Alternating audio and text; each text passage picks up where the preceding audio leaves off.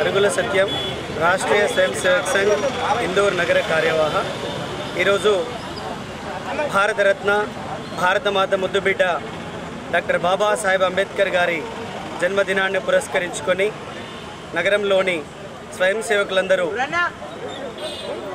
పూజనీయ అంబేద్కర్ విగ్రహానికి పూలమాల వేసే కార్యక్రమాన్ని ఏర్పాటు చేసుకోవడం జరిగింది. డాక్టర్ బాబాసాహెబ్ అంబేద్కర్ బడుగులకు గొడుగుగా, నిమ్న వర్గాలకు సూర్యుడిగా వాళ్ళ జీవితాల్లో వెలుగు నింపాడు. ఈ దేశ సమగ్రతను, స్వాభిమానాన్ని నిలబెట్టడానికి తన జీవితాంతం పోరాటం చేసినటువంటి భారతమాత ముద్దుబిడ్డ డాక్టర్ బాబాసాహెబ్ అంబేద్కర్ భారత రాజ్యాంగ నిర్మాణంలో తను ఎక్కడ కూడా ఈ దేశానికి, ధర్మానికి ఇబ్బంది లేకుండా రాజ్యాంగంలో పట్టాభిషేకం చెందుతున్నటువంటి రామ లక్ష్మణ జానకి యొక్క చిత్రపటాన్ని పొందుపరచడం, నేతాజీ సుభాష్ చంద్రబోస్ యొక్క చిత్రపటాన్ని పొందుపరచడం డాక్టర్ బాబాసాహెబ్ అంబేద్కర్కు ఈ ధర్మానికి ఉన్నటువంటి అవినాభావ సంబంధం అని చెప్పవచ్చు. బాబాసాహెబ్ అంబేద్కర్ అనేక ఇబ్బందులు పడి ఈ సమాజంలో ఒక ఉన్నత స్థానానికి వచ్చి ప్రపంచంలోని అనేక డిగ్రీలు పొందినటువంటి ఒక విజ్ఞాన ఖనిగా ఈరోజు చరిత్రలో నిలిచిపోయారు. దక్షిణాసియాలోనే మొట్టమొదటిసారిగా పిహెచ్డి పూర్తి చేసినటువంటి, ఎకనామిక్స్లో పిహెచ్డి పూర్తి చేసినటువంటి మొదటి భారతీయుడు డాక్టర్ బాబాసాహెబ్ అంబేద్కర్. 9 డిగ్రీలు పూర్తి చేసినటువంటి మొదటి భారతీయుడు డాక్టర్ బాబాసాహెబ్ అంబేద్కర్. సంస్కృత భాష పట్ల, ఈ ధర్మం పట్ల అంబేద్కర్ గారికి అపరితమైనటువంటి ప్రేమ ఉండేది. సంస్కృతాన్ని అధ్యయనం చేయాలని, వేదాలను అధ్యయనం చేయాలని ఎంతో పరితపించారు.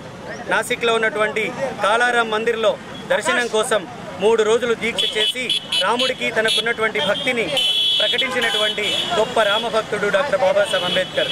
ఈ సమాజంలో జరుగుతున్న అనేక అవమానాలను ఎదుర్కొని చివరికి హిందూ ధర్మంలో అంతర్భాగమైనటువంటి బౌద్ధ మతాన్ని స్వీకరించినటువంటి కాషాయంబదారుడు డాక్టర్ బాబాసాహెబ్ అంబేద్కర్.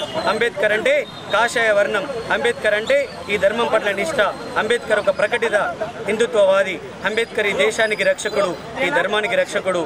అంబేద్కర్ ఈ సమాజాన్ని సంఘటితపరచాలనే ఉద్దేశంతో నిమ్న వర్గాలను క్రైస్తవంలోకి, ఇస్లాంలోకి మారకుండా అలాగే హిందుత్వంలో ఉండే విధంగా పరితపించినటువంటి గొప్ప దేశభక్తుడు డాక్టర్ బాబాసాహెబ్ అంబేద్కర్.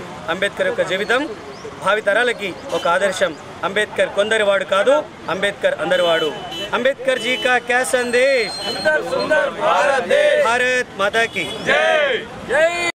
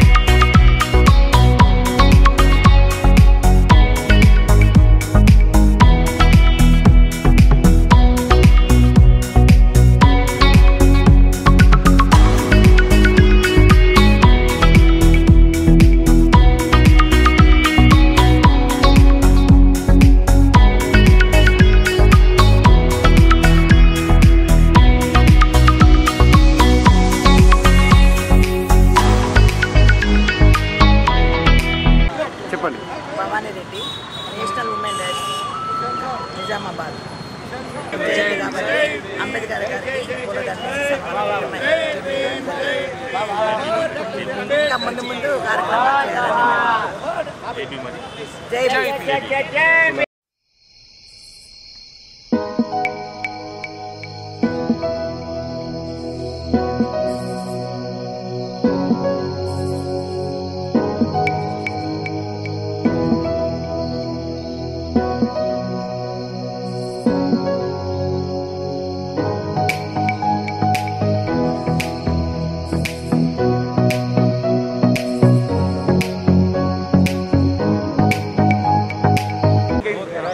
చేయాలని.